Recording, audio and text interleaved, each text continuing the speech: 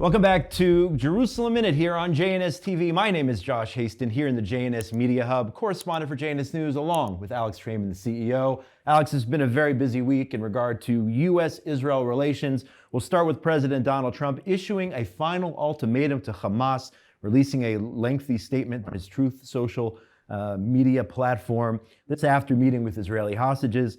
Long statement here, but the bottom line is he's telling Hamas, President Trump, release the hostages now or there will be hell to pay later. This is your final warning. Well, we have to see what constitutes a final warning, right? I mean, how many times are you going to issue ultimatums? He said, if all the hostages are not released by the time that he enters office, there will be all hell to pay. Meanwhile, they only started to release hostages from the moment that he entered office, and clearly you still have something like 24, 25 remaining hostages and no signs of them getting out. There's been several different ultimatums along the way. And the question is also for the president, who's going to deliver the hell, right? Is that Israel going to deliver the hell or is the United States going to deliver hell? It's clear that, to me at least, that it's Israel that is the one that's responsible for enforcing inside the Gaza Strip. So while the president is making ultimatums, and that seems to give backing to Prime Minister Netanyahu and Israel to deliver all hell, we still haven't seen that hell be delivered yet. I think that there is a last-ditch negotiations going on to get the hostages out, but we have to see what this hell actually looks like if the negotiations break down. Yeah, Israel right now has negotiators in Qatar talking about potentially either extending that first phase of the hostage deal or moving on to phase number 2. It remains to be seen. But I really think we'll talk about it in a few minutes here. But I really think that the visit by the Israeli hostages a day earlier this past week really had an impact on President Trump. Hearing from them directly, seeing how emaciated they were, and hearing the horror stories of being in the dungeons of Gaza, I really think it impacted the president and got him to release this statement that he's not going to take it anymore. Yeah, I think it was a powerful show of empathy that the president met with the hostages. A lot of times people accuse the president of really not having empathy or not having feeling, and I think that there is a significant degree of empathy there. He was listening to the stories. You heard him ask questions. He was asking questions to the hostages repeatedly. Were there other people there that showed you a wink, a kind smile, assured you that you'll get out at some point, and they were hearing, they were telling the president that basically there wasn't anybody like that people were assaulting them, kicking them, spitting at them, basically. And I think this is part of Trump's investigation process as to, this whole concept of the innocent Palestinian, right? Because on the one hand, not every Palestinian is an active Hamas terrorist. On the other hand, it does really seem like the overwhelming majority of the society was complicit, right? In some way, shape, or form, whether that was allowing for tunnels to be built into their homes, whether that was allowing weapons to be stored in their homes, whether that was housing hostages at some point, and even on the more basic level, just voting in Hamas, expressing support for Hamas. Not at this point coming out and protesting against Hamas. And we've not seen even the slightest hint of a protest against Hamas rule in the Gaza Strip. So really, I think for the president answering this question of, are there any innocent Palestinians here? I think that will help to help the president formulate his policy moving forward. So Hamas already came out with a statement rejecting essentially Trump's demands to release the hostages. They're saying that they will only release remaining hostages if Israel agrees to a permanent ceasefire, a pulling back of the troops, and an end to the war. That's what Hamas is saying. Right, and so the question is, who's calling the cards? Like, who's holding the cards here? Who's calling the shots? Who gets to determine what the day after is going to look like? Yes, Hamas is holding the hostages. They don't have to release any hostages that they're holding unless their terms are met. I mean, we are negotiating with terrorists. That's clear. But who's going to be the ones that enforce the will? Is it going to be the terrorists that enforce their will on the situation? Is it going to be Israel that enforces its will? And when we talk about hell to pay, and going back to the president's comments, and it does seem like the president is giving Israel a green light here to end the ceasefire at any point, right? At present, there's no framework for a ceasefire. Okay, the ceasefire is over. But the question is, will Israel go back in? And we started to see Israel now take steps that they most certainly never would have taken while the Biden administration was in office. We saw that last week, Israel cut humanitarian aid to Gaza. Now, Israel is under the working assumption that there is months worth of humanitarian aid just stockpiled in Gaza right now. And so therefore, under international law, they can stop the provision of additional humanitarian aid because there's enough humanitarian aid there. But now we've also saw just yesterday, Eli Cohen, the Minister of Energy here in Israel, order that power be cut to the main power plant that's working inside the Gaza Strip, basically threatening to cut off at least some percentage of the electricity that currently powers the Gaza Strip. So these are the types of moves that the Biden administration never would have permitted. For the Biden administration, the most important aspect was Israel's provision of humanitarian aid, always saying Israel had to provide more and more and more humanitarian aid. Meanwhile, you had groups in Israel from the first moment saying, no humanitarian aid for Gaza, no electricity, water, or fuel for Gaza as long as Hamas is holding Israeli hostages. The Biden administration didn't want to hear any of that. Here, the Trump administration seems to be coming around and reversing these demands that the Biden administration was putting on Israel. At the same time, and this was, I think, huge news this week, the United States acknowledged via its representative Adam Boehler that the U.S. is in direct or was in direct negotiations with the Hamas terrorist organization. So there's a lot to break down here. You had Strategic Affairs Minister Ron Dermer, from what I understand, apparently lashing out at Adam Boehler, the U.S. hostage envoy, not happy that Hamas and the United States are in the same room together, even though Israel all this time has been indirectly negotiating with Hamas. And you have Washington saying, yes, it in fact notified Israel ahead of time that that's what they were going to do. Let's cut out right now to a clip of President Trump talking about direct negotiations with Hamas. We are having discussions with Hamas. We are helping Israel in those discussions because we're talking about Israeli hostages. And we're not doing anything in terms of Hamas. We're not giving cash. We're not giving $6 billion like you hear other administrations give. And in fact, I got 59 hostages out, and we gave nothing. In 59, we gave nothing, not including what's going on with Hamas.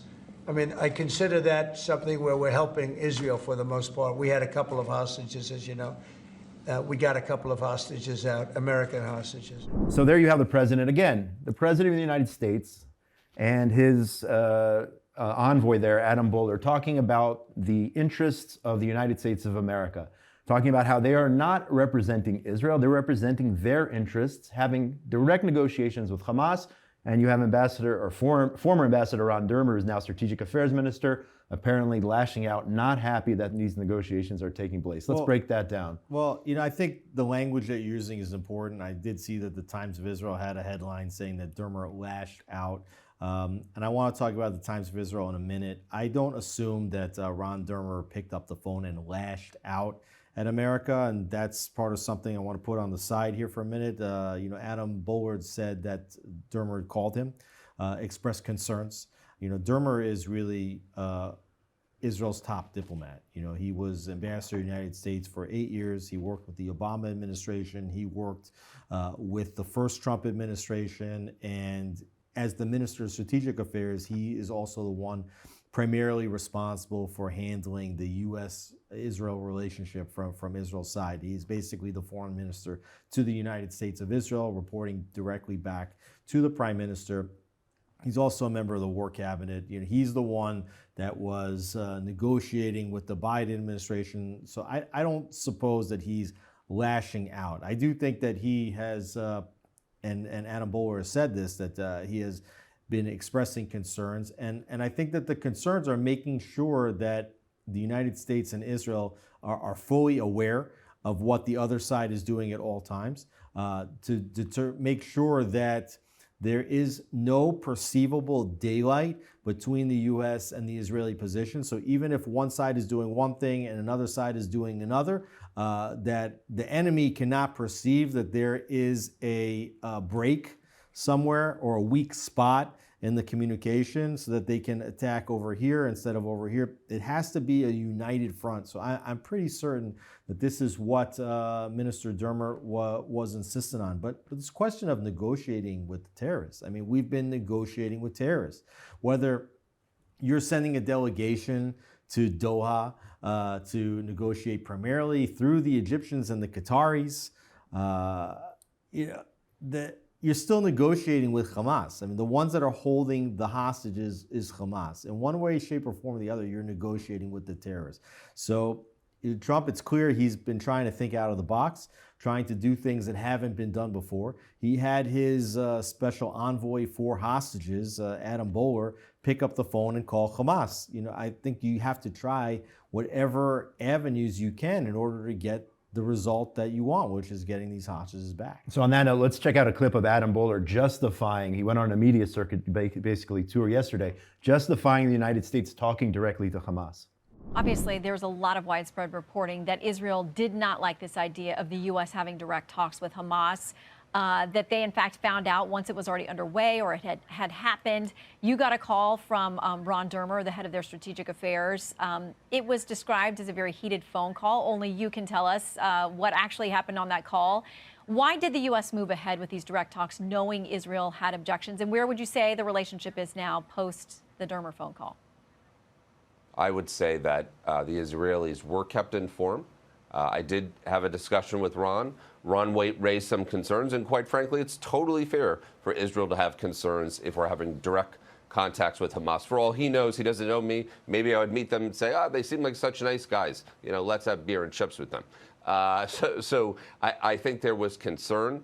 I think I was able to put him at ease, that I wasn't going to go off the rails, that it would be parameters that we would work on together. So I thought that stuff was natural, and there's no question in my mind that our greatest ally is Israel. 2 points here. I want to touch on what you said in terms of no daylight between Israel and the United States. Yechiel Leiter, Israel's ambassador to the U.S., actually spoke to JNS several days ago and said, quote, "There is no daylight between Israel and the United States on the release of all hostages and destruction of Hamas, not even a sliver." So that essentially shoots down, I would say, that claim of Dermer lashing out. Well, that came from a conversation that I had with Ambassador Leiter. But this has been the Israeli position all the time, which is there can be disagreements.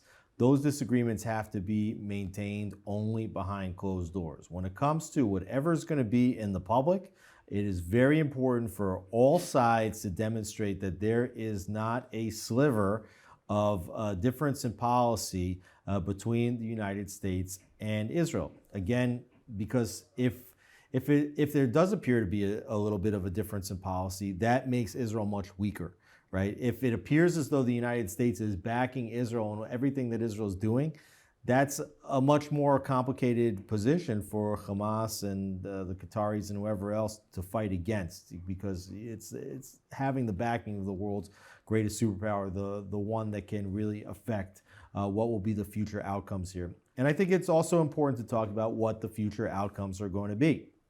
And we're starting to see how the differences between Israel's position and Hamas's positions are playing themselves out.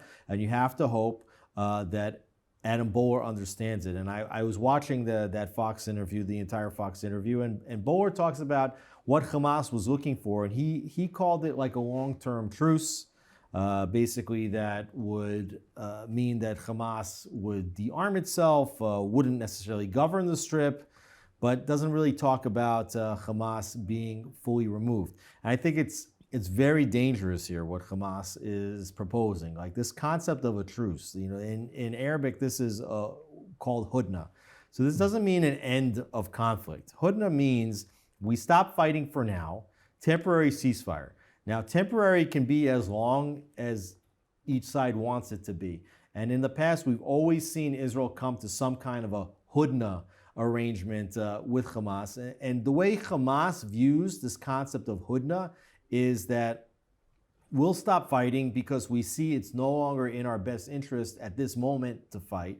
We will regroup, recuperate our losses, strengthen ourselves again, and then at a point in time in which we feel stronger and we identify you, the other side, as weak, we might attack again. But meanwhile, we're in a hudna, right? And that's definitely not what Israel wants. It's not what Israel's proposing at all. What Israel's proposing is some kind of permanent ceasefire deal whereby Hamas is completely removed from the Strip, completely demilitarized, but then also the top leadership of Hamas gets exiled abroad.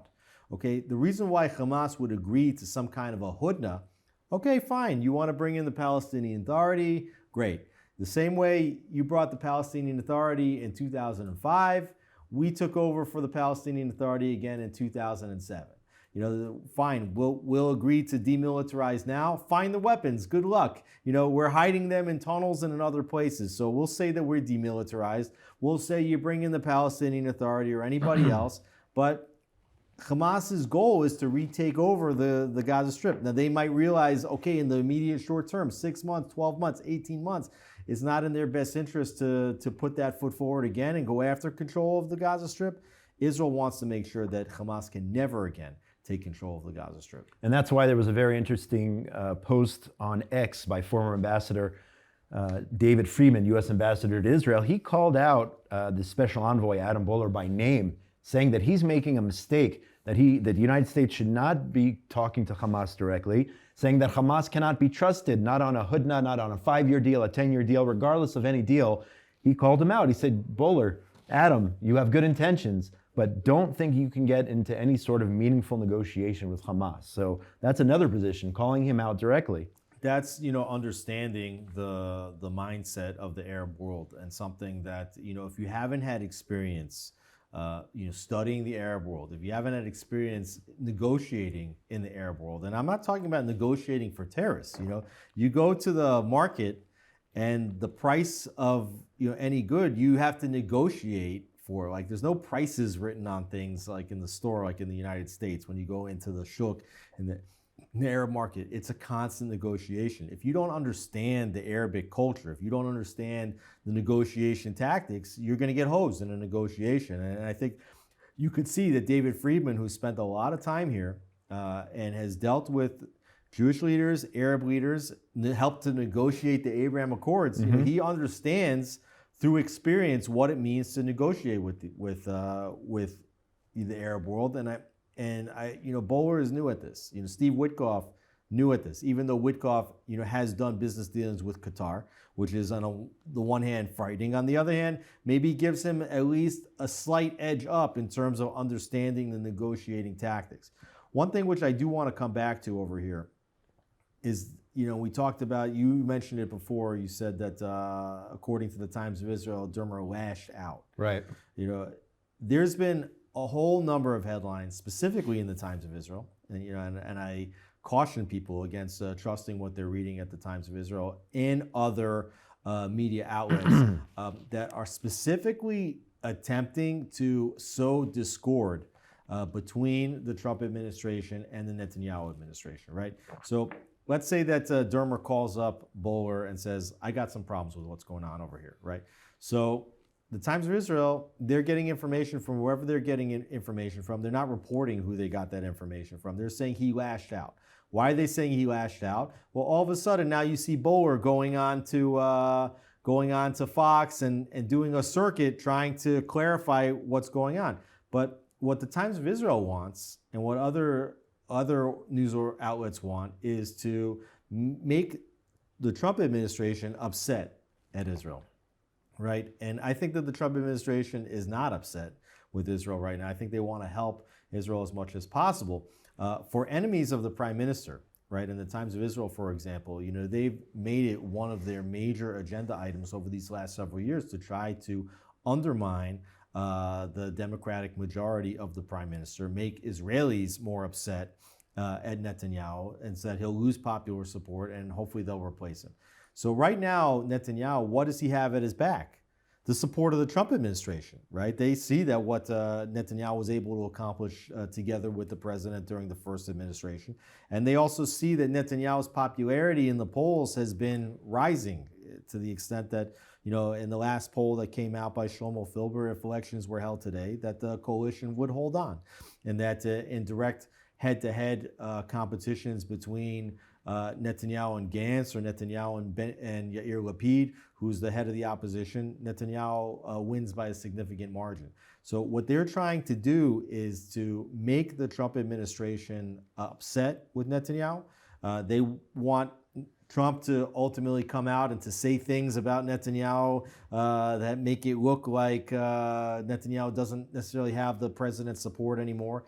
And because they're hoping then that the public in Israel will lose support for the prime minister if they don't have Trump's backing. Netanyahu is certainly leading the polls, and he's been doing so ever since the beginning of the war, and regardless. You saw that Netanyahu, like he's been managing the relationship with Donald Trump, I think, very, very well. You saw just more than a week ago when Vladimir Zelensky was in the White House, and then the president and the vice president saying, "You haven't even thanked us." Right. And then you see Netanyahu, when he came to the White House, he's thanking the president profusely, saying over and over again that the president's been the most friendly president to Israel that has ever been in the White House. Even since Zelensky's meeting in the White House, Netanyahu, offering thanks again to Trump for some of the policies that he did. But what did the Times of Israel report? They wrote that Netanyahu sent out a belated thank you because it came 24 hours maybe after it could have come, right? Why are you putting the word belated in there? Because they're trying to play to the Trump administration and Trump's ego and make them doubt, how much of an ally Netanyahu is. And it's very, very dangerous and disingenuous game. Netanyahu, for the record, thanking publicly President Trump for backing Israel against Hamas. This was on Thursday, a day after he met with the Israeli hostages. Jumping on here, you mentioned before Israel cutting off at least some of the electricity to Gaza. Let's jump out to a clip for comments from Minister Cohen on the electricity issue. חתמתי כעת על הצו להפסקת החשמל לרצועת עזה באופן מיידי. אנחנו נפעיל את כל הכלים שעומדים לרשותנו על מנת שכל החטופים יחזרו ונבטיח שהחמאס לא יהיה בעזה ביום שאחרי. Again, first the cutoff of humanitarian aid, electricity, and Israel also planning if these talks fail. If Israel decides Hamas talks are fruitless or the terror group's demands are too high, Israel has now a military plan in place. We mentioned it at the beginning last week, taking over the entire Gaza Strip, moving civilians out of northern Gaza. There was actually a caucus meeting in the Knesset yesterday, Land of Israel caucus, talking about establishing a framework for those Gazans who want to voluntarily emigrate, leave Gaza and move to other countries. So now Israel is actually preparing for that possible reality, essentially following in the footsteps of the Trump plan, who he envisions Gazans will leave Gaza and he will rebuild it and turn it into some sort of Riviera. But those plans are actually being put into action, at least in their initial phases, by members of Israel's parliament. Yeah, there's a few things that are going on over here. First, we just saw yesterday that Prime Minister Netanyahu met with the new Chief of Staff, Eyal Zamir, who just replaced Herzi Halevi as the Chief of Staff. It's believed that Zamir is much more aligned with the goals of the war, for the goals of the war with Netanyahu, than was Herzi Halevi. And now we're seeing that Zamir is also replacing the Southern commander of the IDF, the one that deals with the Gaza front. So what's happening now is that the top leadership of the IDF is being replaced. Something that probably should have happened earlier on in the war. Now the Trump administration backing, Prime Minister Netanyahu to make those replacements, something that you would imagine that had Netanyahu tried to fire the Chief of Staff or the Southern commander during the Biden administration, that wouldn't have gone over too well. Herzi Halevi resigned his post, paving the path for Zamir to come in. But what I think is about to happen is a dramatic change in policy with regard to what will be the end of conflict in Gaza. And you are seeing the mobilization of troops and the developing of new battle plans, something that could be 6 months more of battle, a second round through the Gaza Strip, really using intelligence that's been collected over the past period to go in and find the remaining tunnels, find the remaining weapons, find the remaining Hamas terrorists, take out these new condensed battalions, these reformulated battalions, and to put the screws on Hamas so hard that they agree to a permanent ceasefire deal that allows for the exiling of the remaining Hamas leaders, and then also a new strategy regarding Iran. So even though the war is not over, you have these plans now coming to light. Trump's plan for the day after the war, and now you have a counter plan, if you will, by the Egyptians, $53 billion plan, which was backed by the Arab countries in a meeting last week in Egypt for the reconstruction of Gaza without moving any of the Gazans out of Gaza. That's their plan. And now that plan, while it does not have backing from the United States, certainly doesn't have backing from Israel, does have backing from the European Union and European leaders. They are supportive of the plan, of the Egyptian plan, and they also want to see the Palestinian Authority play a central role in the day after Gaza, something that Israel has absolutely rejected throughout this war. Right, and I think that that's important here, that both Israel and the United States on the same page about what is not going to be the plan. You know, this plan looks like the plan that the Biden administration would have accepted. So the fact that Trump administration not accepting this plan is a significant departure in policy from the previous administration. Israel's not going to go for any plan that allows for the Palestinian Authority to take over.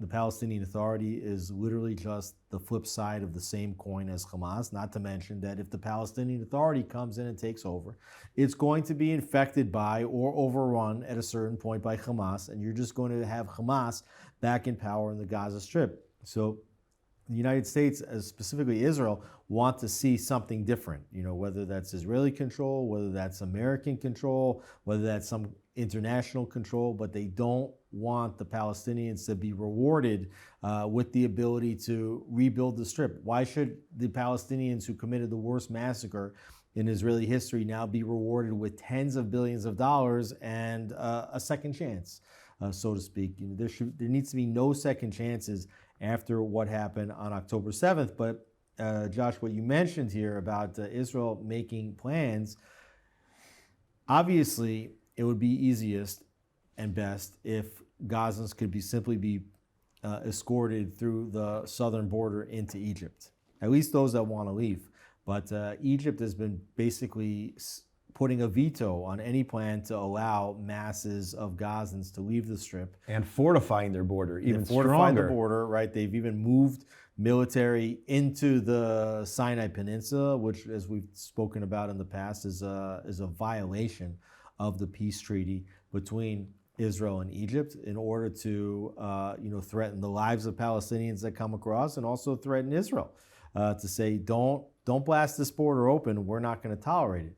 Well, if Palestinians in Gaza are not going to be able to exit via the southern border crossings into Egypt, so how are they going to exit? And so you see now that Israel putting preparations in place for Gazans to leave by sea, potentially by the Ashdod port, which is not too far away from Gaza, or by air via the Ramon airport in the south of the Negev. So Israel, putting together the pieces to make sure that Egypt is not the one that has a veto on Trump's plan to push Gazans outside of the Strip. Let's turn now to the head of the octopus, that being Iran.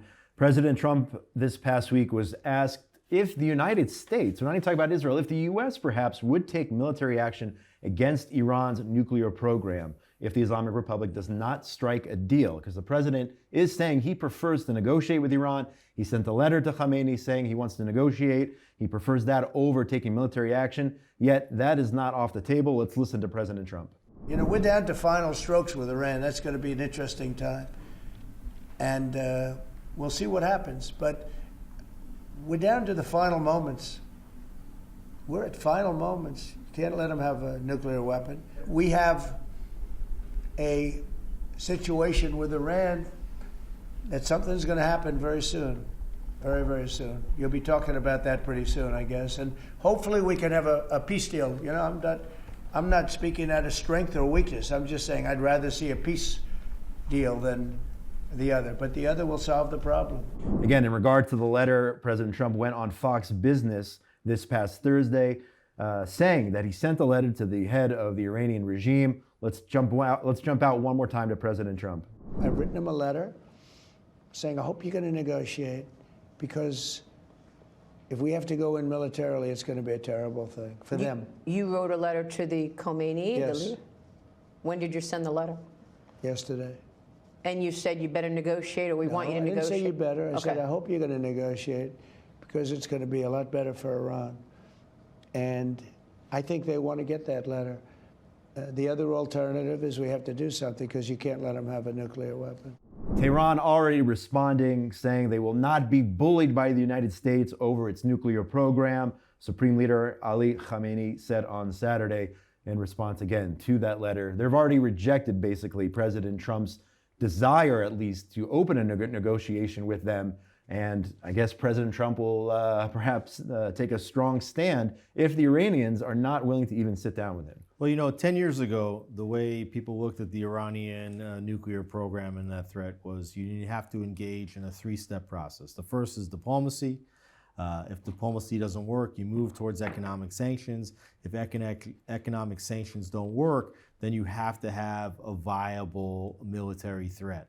If you don't have a credible military threat, then the chances of diplomacy, are going to be weakened, because diplomacy can only work if there is a credible military threat behind it. And so what you see here is Trump trying to put a credible military threat behind his attempts at diplomacy. Now, the question you have to ask is, how do you negotiate your way out of the Iranian nuclear program, right? It just doesn't seem possible, right? You don't even know where all the sites are. You don't know if Iran has already reached breakout, if they already have nuclear weapons.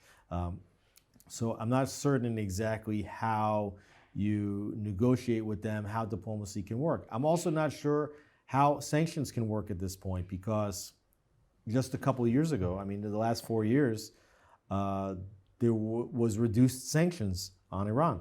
Iran was selling oil to Iraq. Iran was selling oil to China. There was money flowing into Iran, and we saw what Iran was doing with that money. So if you slap tough sanctions now on Iran again, how long does it take for those sanctions to really have an impact, to really choke the Iranian regime? It could be a few years. And the Iranians, they play a long game, right? They probably could have gone to nuclear breakout much earlier, but they've been playing the game slowly, and this is the Iranian culture, is to play the game slowly. And their strategy right now has got to be to wait out the Trump regime, right? Okay, it's going to be tough economically, for a few years.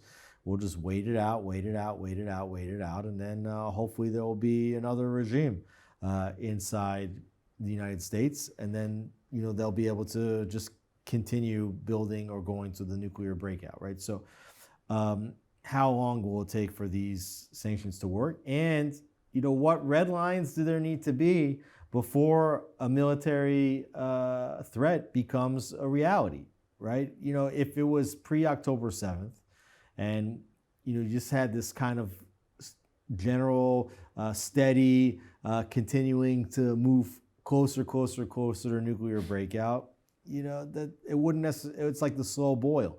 But October 7th showed that this entire ring of fire that Iran has built around the state of Israel was put into action. You had Hezbollah attacking Israel, you had Hamas attacking Israel, the Houthis attacking Israel, and Iran itself fired hundreds of ballistic missiles, cruise missiles, and drones at Israel from its own territory, right?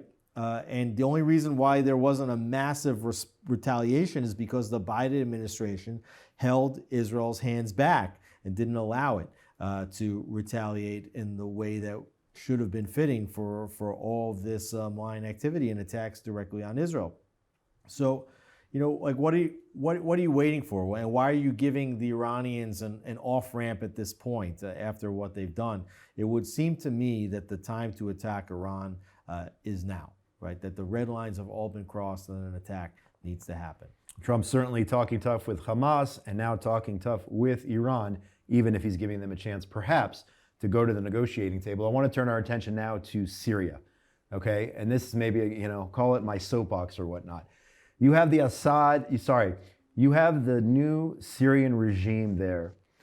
Over the last several days, they have murdered 1,000 people. 1,000 people murdered, those members of the Alawite minority, Christians as well. They have murdered 1,000 people. Yet, for some reason, Alex, campuses in the United States have been quiet. There has not been one protest against the new regime in Syria, calling them out for deliberately massacring over 1,000 people, as opposed to when Israel defends itself after the October 7th massacre, the worst massacre since the Holocaust, and goes into Gaza and targets Hamas in pinpointed strikes. There you have college campuses around the United States going absolutely berserk. And here you have the new regime murdering. We weren't sure if they were going to be a moderate or they were going to be extremist, an offshoot of Al-Qaeda. And it seems like they're showing their true face here, murdering 1,000 people. Where are the protesters? Why isn't anyone saying a word? Where is the world community? No Jews, no news. That's the bottom line. But I want to discuss the situation now in Syria as well. Well, nobody protested October 7th, right? Nobody protested against Hamas and what Hamas did to the Jewish people. They were waiting to see what Israel would do. It's only when Jews are on the side of the attack that's when people stand up and protest, right? And the situation in Syria, al-Jawlani came in. Bashar Assad was weak, right? And Bashar Assad was no nice guy, responsible in large part for the Syrian civil war, even used chemical weapons at one point, and didn't really have a majority hold over his country, was driven out by al-Jawlani. Now, Bashar Assad was an Alawite, okay? And so if you told me that Jawlani and his group HDS were coming in and they were launching a war in order to take control of Syria and defeat the Bashar Assad regime, it's not pretty, but it's war, okay? But Assad's long gone. And Jawlani is already recognized as the new president of Syria. I'm not sure why he's been recognized as the president of Syria. I don't think there's been an election in Syria. They took his name off the terrorism list. Jawlani, the United States, the Biden administration, one of the last things they did, they took him off the terror list. Correct, and this is always aspirational. And you see that the liberals always have aspirational views, about who's a peacemaker. Okay, fine, Yasser Arafat was a terrorist for many years and was exiled from Israel, was exiled from Lebanon, was exiled from elsewhere, but now he's reformed. Now he's a peacemaker. So let's bring him back and let's make peace with him. We'll sign the Oslo Accords, and we all saw how that turned out. You have the same situation here with Jawlani. Terrorists don't change their colors, zebras don't change their stripes, and there's no doubt that the situation in Syria is not more stable than it was before when Bashar Assad was the president in charge. And we have to be very, very careful that Jawlani's group, backed by Turkey, does not move further and further south toward Israel. And that's why Israel has expressed its backing for Druze living in southern Syria. And of course, you have a very loyal Druze population here in Israel. And Israel wants to show that it protects its own. And so they're even trying to protect not only the Druze community, but also their national security interests by offering to protect against any movements of Jawlani towards the south of Syria. But very clear here that Jawlani's no friend of anybody, right? No, absolutely. And I'm still waiting for those protesters to get active, which I'm sure they won't. That's not going to happen. That won't happen. But the Trump administration, he's not playing games with those college students who decide to mask up and support Hamas on campus. The Trump administration announced on Friday it has canceled $400 million worth of contracts with and grants to Columbia University, citing what it said is the public schools in action in the face of Jew hatred on campus. These are tangible, real steps by the Trump administration to fight anti-Semitism on campus. They've had enough of these anti-Israel and also anti-American protests on college campuses, starting with Columbia. $400 million worth of contracts now cut off thanks to the Trump administration. This is major news here. Yeah, I agree.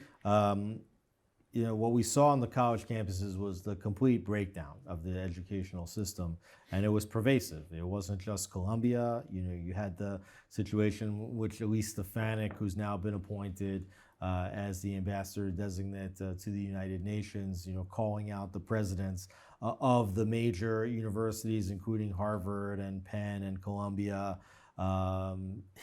questioning them on anti-Semitism. And you saw a lot of donors taking their money out of these universities, and the Trump administration has followed suit. And you have also seen Governor DeSantis in Florida follow suit as well, both of them saying you can have the right to free speech on campus, right? This isn't a question of free speech. Anybody can say whatever they want, but it doesn't mean that the federal government or state governments need to provide funding for fostering hate speech on the campus. And we'll see now if the changes, and we saw the presidents of these universities resign or be replaced, and now there's new presidents in place, but we will see now just how much of a change is made on the campuses to protect Jewish students. And in addition to the withholding of federal funds, we also saw the U.S. Immigration and Customs Enforcement arrest Mahmoud Khalil, who was one of the major instigators of the Columbia protests. Right. And this is another big move that the Trump administration made, and they promised essentially to do that. It was a campaign promise that if somebody is promoting pro-Hamas, pro-terror messaging on a campus and they have a green card, that they will have their green card revoked. So you see here, both the withholding of funds, secondly, now the potential deportation of Mahmoud Khalil. These are two major moves which I think can solidify free discourse on campus, and to make sure that you don't see scenes like we saw these pro-terror encampments on campuses like at Columbia. Alex, we're running out of time, but it is a big Jewish holiday this week, the holiday of Purim, actually recognizing, not ironically, I would say, one of the original attempts of genocide against the Jewish people from, we're talking 2,000 years ago, but we celebrate the fact that that didn't happen. From a Persian Empire. Exactly. There's no irony here, no coincidences, I would say, but we're here, we survived it. The edict was not carried out, the evil Haman, and we celebrate. And it's actually this year, it's like a 3-day holiday. I don't know if we're going to get into the specifics of it, but starting Thursday night, Friday, Jews around the world will celebrate the holiday of Purim. Correct, and then we'll celebrate, through Shabbat and on Sunday in Jerusalem. This is really one of the most important holidays. It actually says in our scriptures that in the future times we may not celebrate the other holidays, but we will continue to celebrate Purim. The Purim story is fascinating. You read the book of Esther, the stories of Esther and Mordechai, about the evil Haman, about the king Achashverosh, who ruled over 127 provinces. Haman made a decree. He selected the 13th day of Adar to be a day for the mass killing of all Jews. It was just horrific anti-Semitism, just identifying the Jews as being a peoples that maybe don't belong in this kingdom where there's all the nations of the world, singling them out, double standards, delegitimization, and even permitting the society to go out and kill them. Esther and Mordechai wind up convincing King Achashverosh to not annul the decree. I think that that's very important, but rather to establish a secondary decree where the Jews were permitted to fight back. Right. And the Jews did take up arms, and they destroyed all of their enemies. And then in Shushan, which was this capital of Persia at the time, walled city, they asked for a second day, and it was granted. And this is the Shushan Purim. That's why we're celebrating for many days here. But Jews did what they had to do to defeat their existential enemies, those that wanted to wipe the Jewish people off the face of the earth. Wishing you a happy Purim, wishing our viewers a happy Purim, everyone out there is celebrating. It's my favorite holiday, so I'm very much looking forward to the holiday of Purim. That is all the time we have on this week's edition of Jerusalem Minute. I want to give a shout out to a team behind the scenes here: Yuri Svertsky, Zach Sickerman, Ryan Lifshitz, Avi Asner, Timur David Aklin. Thanks for joining us here on Jerusalem Minute. Don't forget to go to JNS TV for all of the wonderful programming that JNS has to offer, and go to jns.org for all the latest news from Israel, the Jewish world, and the Middle East. Have a great week, everybody. Purim Sameach. Happy Purim.